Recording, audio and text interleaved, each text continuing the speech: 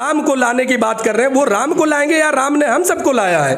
हमारा अस्तित्व राम से है या बीजेपी की वजह से राम का अस्तित्व है, ये फैसला कर ले बीजेपी। इतिहास क्या रहा है, बीजेपी वाले हों या जो भी हैं, सब लोग जानते हैं कि बीजेपी का अपना कोई अस्तित्व नहीं है। आज से सैकड़ों साल पहले दलितों को धरती पे थूकने तक का अधिकार नहीं देते थे, उनके पैरों में घुंघरू बंधवा के रखते थे ताकि कहीं से वो गुजरे तो ये पता चल जाए कि दलित आ रहा है, सवर्ण क्लास पे उनकी परछाई ना पड़ने पाए।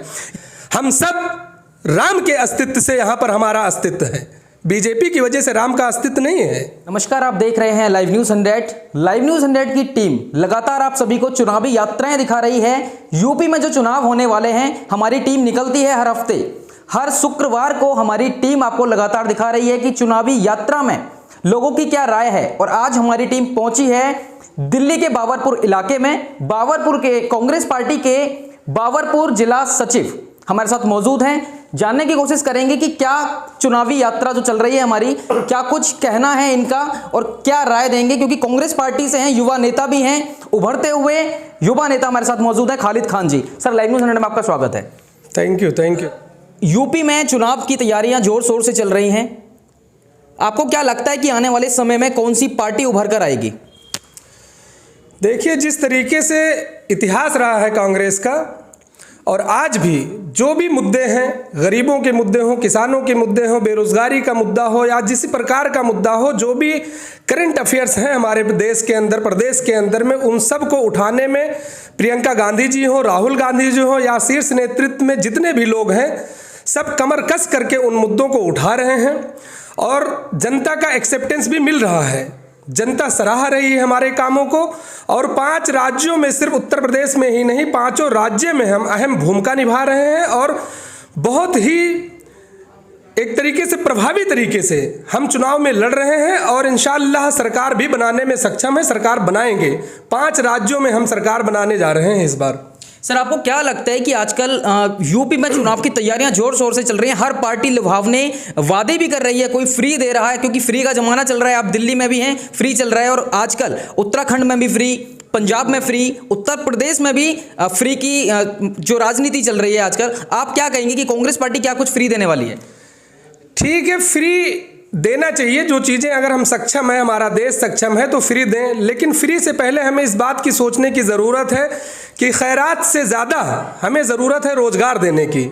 अगर युवाओं को रोज़गार दिया जाए, फैक्ट्रियाँ लगाई जाएं, जिस तरह से आप देख सकते हैं कि जिस वक्त कांग्रेस ने इस देश का बागडोर संभाला था 1947 के अंदर में, उस वक्त हमारा देश बिल्कुल लुट चुका था और 200 सालों की अंग्रेज़ों की गुलामी के बाद बागडोर नेहरू जी ने संभाला था। उस वक्त हमारी देश की जनता, 80% जनता को 2 वक्त की रोटी तक नहीं नसीब होती थी। उस दौर में जब लोगों के पास किसी घर में साइकिल तक नहीं हुआ करती थी, गाँव में नल नहीं हुआ करते थे, सेनाएं बॉर्डर पर कुछ मात्र सेनाएं हुआ करती थी, 4 विमान हुआ करते थे हमारे पास। उस दौर में 1952 के अंदर में हमने एयर इंडिया दिया, 1950 में IIT की स्थापना की, 1954 में भाभा रिसर्च सेंटर का स्थापना की गई, 1956 के अंदर में हमने एम्स जैसा वर्ल्ड क्लास हॉस्पिटल्स दिया इस देश को, 1960 में हमने एम्स की स्थापना की। तो हमारे देश में कुछ ना होते हुए भी हमने लगातार तरीके से हमने इस देश को तरक्की और खुशहाली के रास्ते पर ले जाने का काम किया। आज भी हम उस परंपरा को कायम रखे हुए हैं। जहां भी हमारी सरकारें हैं, खुशहाली है, तरक्की है, युवाओं को रोजगार प्रोवाइड किया जा रहा है। हालांकि रोजगार केंद्र सरकार के हाथों में होता है, अभी हमारी सरकार केंद्र में नहीं है, लेकिन हम प्रयास कर रहे हैं कि जहां तक हो सके युवाओं को रोजगार से जोड़ा जाए। अच्छा, पंजाब के अंदर आपकी क्या राय है? क्या लगता है आपको कि पंजाब के अंदर कौन सी सरकार आएगी? केजरीवाल सरकार का भी चुनाव जोर शोरों से है, आप देख सकते हैं बड़े बड़े होर्डिंग्स आपको नजर आ जाएंगे कि दिल्ली में हमने ये किया है, पंजाब में ये करेंगे। और उधर अगर हम दूसरी तरफ केजरीवाल जी की और राहुल गांधी जी की, क्या लगता है कौन सी पार्टी आगे निकल कर आएगी? कांग्रेस सरकार एक स्ट्रॉन्ग मेजॉरिटी के साथ सरकार बनाने जा रही है। कांग्रेस पार्टी पंजाब के अंदर में केजरीवाल जी की सिर्फ होर्डिंग्स, बैनर और इनकी जो भी सोशल मीडिया के थ्रू प्रचार प्रसार है वहीं तक सीमित है। दिल्ली संभल नहीं रहा है और वहां जा करके ये पंजाब को जीतने की बात करते हैं। आज आप देख लीजिए, पंजाब के अंदर में सबसे बड़ी समस्या है युवाओं के नशा मुक्ति अभियान सबसे ज़्यादा अगर देश के अंदर में कहीं चल रहा है तो वो पंजाब को लेकर के चिंताजनक विषय है वहाँ का। और यहाँ दिल्ली में देख लिए कि इनकी सरकार है, लेकिन यहाँ पर जिस तरीके से इन्होंने मुफ्त में ठेके देने का, जगह जगह गलियों तक में ठेके पहुँचाने का काम किया है। युवाओं की जो एज लिमिट हुआ करती थी 25 साल, आज उसके घटा करके 21 साल कर दिया गया है। 21 साल के बच्चे आज अगर वहाँ जाते हैं जहाँ पर शराब सर्व किया जा रहा है तो वो रोजगार के लिए क्या सोचेंगे या रोजगार के बारे में वो अपनी तैयारियां क्या कर पाएंगे। आज इसको जहां पर पंजाब को नशा मुक्त करने की बात की जा रही है, वहीं पर दिल्ली को नशा युक्त किया जा रहा है। इनके दोहरे चरित्र आज जनता के सामने आ चुके हैं। इनको कुछ नहीं करना है। ये लुभावने वादे दे सकते हैं, वादों पे खरे नहीं उतरने वाले हैं, चाहे वो बीजेपी सरकार हो या केजरीवाल जी हो। सर, उत्तर प्रदेश में योगी और सेंट्रल में मोदी, ये सभी की जुबान पे रहता है। कांग्रेस पार्टी किस तरीके से समझती है और आने वाले समय में क्या जनता को संदेश देना चाहेगी कांग्रेस पार्टी के माध्यम से? योगी मोदी ये रटाए गए हैं, उनका अपना एक कैडर है। जैसे कि आप लोग जानते हैं कि उनके साथ कई संस्थाएं काम कर रही हैं। आरएसएस उनकी मेन संस्था है जो उनके लिए काम करती है। वो लोग तोते की तरह रटाए गए हैं कि हाँ, योगी और मोदी, ऐसा लगता है देश का निर्माण 2014 में हुआ है। योगी मोदी ने ही आकर के हिंदुस्तान का निर्माण किया है। जबकि ये कहीं से कहीं तक आप देख लीजिए, इनको वादों को देख लीजिए, जिस तरीके से ये जुमलेबाजी करते आए हैं। 15 लाख देने की बात की थी और आज 1 रुपए किसी के खाते में नहीं आए।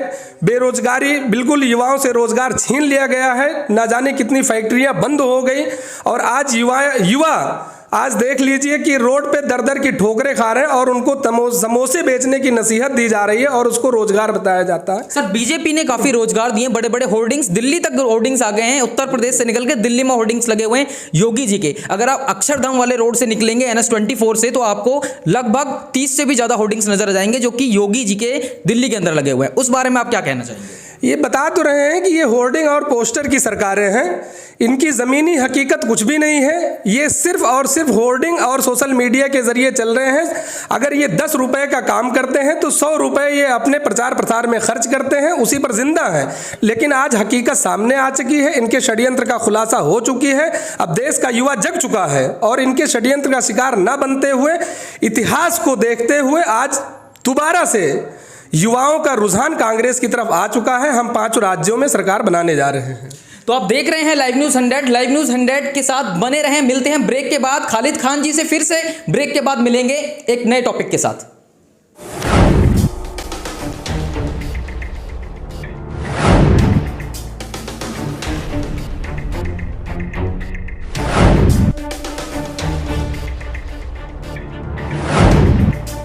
ब्रेक के बाद आप सभी का स्वागत है। आप देख रहे हैं लाइव न्यूज 100। बात करेंगे, जिला सचिव हैं बाबरपुर से खालिद खान जी हमारे साथ मौजूद हैं। खालिद खान जी, क्या लगता है आपको कि आने वाले समय में जो चुनाव की प्रक्रिया चल रही है, चुनाव जोर शोरों से चल रहा है, सारी पार्टियां, आजकल देखा जाए तो एक ट्रेंडिंग टॉपिक चल रहा है कि दलितों के घर जाके खाना खाना। कोई भी पार्टी आप ले सकते हैं, आम आदमी पार्टी ले सकते हैं, बीजेपी योगी आदित्यनाथ जी को ले सकते हैं। तो यहाँ आपकी क्या राय होगी, क्योंकि कांग्रेस पार्टी का अभी तक कुछ ऐसा सामने नहीं आया है? देखिए, इनका इतिहास क्या रहा है, बीजेपी वाले हों या जो भी, सब लोग जानते हैं कि बीजेपी का अपना कोई अस्तित्व नहीं है। इनके पीछे आरएसएस जैसी कट्टरवादी संस्था खड़ी हुई है और आज दलितों के घर खाना खा करके ये साबित करना चाहते हैं कि हम समाज में बराबरी लाना चाहते हैं। लेकिन ये वही लोग हैं जो आज से सैकड़ों साल पहले दलितों को धरती पे थूकने तक का अधिकार नहीं देते थे। उनके पैरों में घुंघरू बंधवा के रखते थे ताकि कहीं से वो गुजरे तो ये पता चल जाए कि दलित आ रहा है, सवर्ण क्लास पे उनकी परछाई ना पड़ने पाए। ये वो लोग हैं जो तालाब तक में पानी पीने से इनको अछूत माना करते थे। आज ये खाना तो खा रहे हैं, लेकिन वो खाना बन करके आ रहा है ब्राह्मणों के घर से, खाना सवर्ण क्लास के घरों से बन करके आ रहा है। और ये दिखावा कर रहे हैं, चुनावी प्रचार प्रसार के तहत ये दिखावा कर रहे हैं कि हम दलितों को बराबरी का हक दे रहे हैं, लेकिन ऐसा नहीं है। आज दलितों, अगर सैकड़ों साल पहले देखें तो एक शुद्धिकरण की प्रथा चला करती थी। जब दलितों की बेटियों की शादी हुआ करती थी, सबसे पहले 21 दिन के लिए वो सवर्ण क्लास के लोगों को, ये वही लोग हैं जिनके घरों में जा करके वो 21 दिन तक बिस्तर गर्म किया करती थी और शुद्धिकरण की प्रथा को ये लोग खत्म नहीं कर रहे थे। ये अंग्रेजों के जमाने में आकर के शुद्धिकरण की प्रथा खत्म की गई। 21 दिन बाद इनकी बहू बेटियां अपने ससुराल जा पाया करती थी। ये उस सोच के लोग हैं।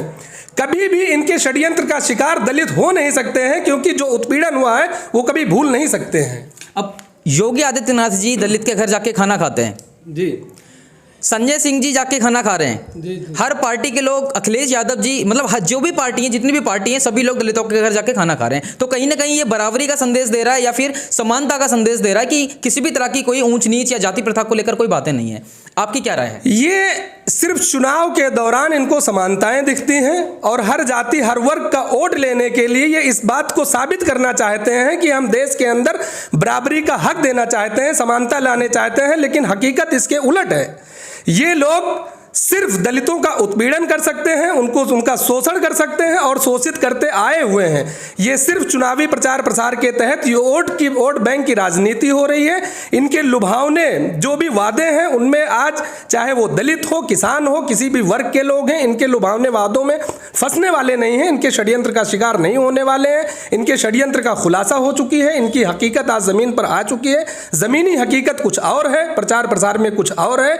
ये बहुत बुरी तरीके से उत्तर प्रदेश के अंदर में इनकी पराजय होने जा रही है और 5 के 5 राज्यों में कांग्रेस बहुत ही स्ट्रांग है और हम सरकार बनाने जा रहे हैं। अच्छा, लाइव न्यूज़ इंडिया के कुछ दर्शक जानना चाहते हैं कि किसान आंदोलन पर बैठे थे, 16 महीने से ज़्यादा आंदोलन पर बैठे, 700 से ज़्यादा किसान शहीद भी हुए, तो कहीं ना कहीं इससे बीजेपी से कनेक्ट भी हैं कि बीजेपी का पूरा श्रेय था कि वोट बैंक की राजनीति, क्योंकि चुनाव नज़दीक आ गए तो इसलिए उन्होंने इनकी बात मान ली है एमएसपी के कानून को लेकर?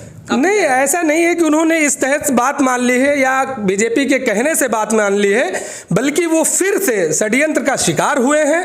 और जिस तरीके से सारे वादों पे मुहर लगा दी गई थी कि उनकी सारी डिमांड को पूरी की जाएगी, आज भी उसमें बीजेपी सरकार नाकाम है और आज भी प्रोटेस्ट जारी है। किसान आकर के हाईवे पर तो नहीं बैठे हैं, लेकिन किसानों की मांग आज भी जारी है। उनके एक भी वादे पूरे नहीं किए गए हैं। ना तो उनके जो केसेस उन पे हुए थे उसको वापस लिया गया है, ना उनकी एमएसपी की मांग पूरी की गई है, और ना ही उस अजय मिश्रा या क्या नाम है, मैं थोड़ा सा कंफ्यूज हो रहा हूँ, गृह मंत्री उनके जो हैं, जिनके बेटे ने उन पे गाड़ियाँ चलाई थी, ना ही उनका इस्तीफा हुआ है। तो उनको सिर्फ एक तरीके से षड्यंत्र का शिकार बनाया गया है और चुनावी फायदा उठाने का काम किया गया है। इसके बाद भी किसानों को ये प्रताड़ित करने का काम करते रहेंगे। तो कह सकते हैं कि राहुल गांधी जी की पार्टी, कांग्रेस पार्टी, आम आदमी पार्टी और बीजेपी पार्टी, तीनों की बराबर की टक्कर है और जो कांग्रेस पार्टी है वो सबसे ज्यादा उभर कर आएगी।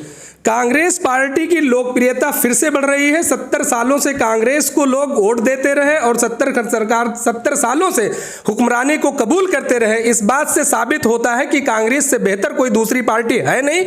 और कभी कभी जनता भी षड्यंत्र का शिकार होती है, बदलाव आ जाता है, लेकिन उन बदलावों में आज ये नाकाम है। जिस उम्मीदों के तहत जनता बदलाव की थी, उन उम्मीदों पे खरे उतरने में नाकाम रहे। फिर से इनकी पराजय होगी और 2024 में भी हम सरकार बनाएंगे। कांग्रेस पार्टी। खालिद खान जी, एक और सवाल, लाइव न्यूज़ इंडिया का एक और सवाल कि आपको क्या लगता है कि कांग्रेस कितनी जगह बनाएगी लोगों के दिलों में और कितनी सीटों से आगे निकल के जाएगी यूपी में?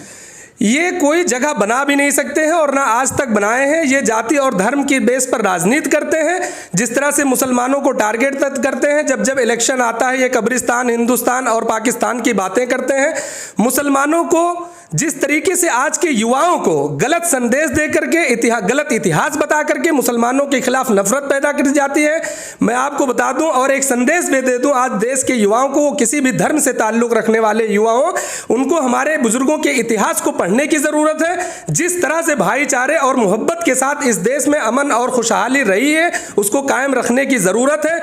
आपको एक वाक़या बता दें कि जब 1857 का क्रांति का बिगुल फूका गया तो सबसे पहले अयोध्या के अंदर में आज़ादी का क्रांति का बिगुल फूकने वाले बाबा रामशरण दास थे। और सबसे पहला बंदा जो उनके समर्थन में आया अयोध्या के अंदर में, उसका नाम मौलवी आमिर अली था। एक हिंदू धर्म से ताल्लुक़ रखे थे, बाबा थे, संत थे, और दूसरे मौलवी साहब थे। दोनों ने ऐसा लोहा लिया अंग्रेज़ों के खिलाफ, ऐसा उन्हें डट कर मुकाबला किया कि अंग्रेज़ों ने एक इबरतनाक सज़ा दी उनको, जो कि इतिहास में आज तक ऐसा नहीं हुआ है। फांसी का फंदा एक था और गर्दनें दो थी। बाबा रामशरण दास और मौलवी आमिर अली को एक फांसी के फंदे में फांसी दी गई, जो कि वो इबरतनाक एक सजा देना चाहते थे, लेकिन क्रांति फिर भी नहीं रुकी। मुसलमानों और हिंदुओं की मोहब्बत नहीं रुकी। उसी मोहब्बत के साथ और भाईचारे के साथ वो अंग्रेजों को खदेड़ने का काम किए। ये दूसरी जो देसी अंग्रेजी सरकार चल रही है, अंग्रेजों की गुलामी करने वाले लोग आज सत्ता में आकर के बैठ गए हैं। बहुत जल्द जनता इनको भी खदेड़ने का काम। खालिद खान जी, एक और सवाल, लास्ट सवाल एक आपसे हम पूछना चाहेंगे। आजकल एक गाना चल रहा है, मनोज तिवारी जी एक गाना गा रहे हैं आजकल, जो कि बहुत ट्रेंडिंग पे चल रहा है, हमारे दर्शक भी जानना चाहते हैं। गाना है कुछ इस तरह, जो राम को लाए हैं हम उनको लाएंगे। आजकल बहुत ट्रेंडिंग पे चल रहा है, और अयोध्या में जो राम मंदिर का निर्माण किया गया है, तो क्या आपको लगता है कि जो वोट बैंकिंग के चक्कर में ये गाना भी आया है और पार्टी भी इसको सपोर्ट कर रही है? मनोज तिवारी बीजेपी के सांसद। नई बात नहीं है, राम नाम का इस्तेमाल इन्होंने हमेशा से किया है और हर इलेक्शन में इनको राम याद आ जाते हैं। राम का अस्तित्व कभी खत्म नहीं हुआ है कि ये राम को लाने वाले लोग हैं। राम कहीं चले गए थे क्या? ये लाएंगे। राम हम सब के पूर्वज हैं। पूरे देश की जनता राम का सम्मान करती है। ये राम को लाने वाले कौन होते हैं? इनकी औकात नहीं है। क्योंकि जहां भी अभी हाल फिलहाल में एक मीटिंग हो रही थी, एक समारोह था, योगी जी जाते हैं और योगी जी के सामने ये गाना गाया जाता है कि जो राम को लाए हैं हम उनको लाएंगे। तो बीजेपी के जितने समर्थक थे उस कार्यक्रम के अंदर, सभी ने नारेबाजी की और बीजेपी को सपोर्ट किया। तो आपकी क्या इसमें राय है? ये बहुत छोटी राजनीति है। ये हमारे मर्यादा पुरुषोत्तम राम जी का नाम लेकर के कामयाबी पाना चाहते हैं चुनावों में। अब आप खुद बता रहे हैं कि वो राम को लाने की बात कर रहे हैं। वो राम को लाएंगे या राम ने हम सबको लाया है? हमारा अस्तित्व राम से है या बीजेपी की वजह से राम का अस्तित्व है? ये फैसला कर ले बीजेपी। हम सब राम के अस्तित्व से यहाँ पर हमारा अस्तित्व है। बीजेपी की वजह से राम का अस्तित्व नहीं है। तो आप देख रहे हैं लाइव न्यूज़ 100। हर हफ्ते शुक्रवार को हमारा एक स्पेशल कार्यक्रम होता है, जिसमें तीखी बहस के साथ हम लोग चुनावी यात्रा के साथ उतरते हैं। और आज हम बाबरपुर के जिला सचिव के साथ मौजूद थे, खालिद खान जी के साथ। इसी तरह की ताज़ा तरीन खबरों के लिए बने रहें लाइव न्यूज़ 100 के साथ। मैं हूं दीपक शर्मा, कैमरा पर्सन अनूप कुमार के साथ।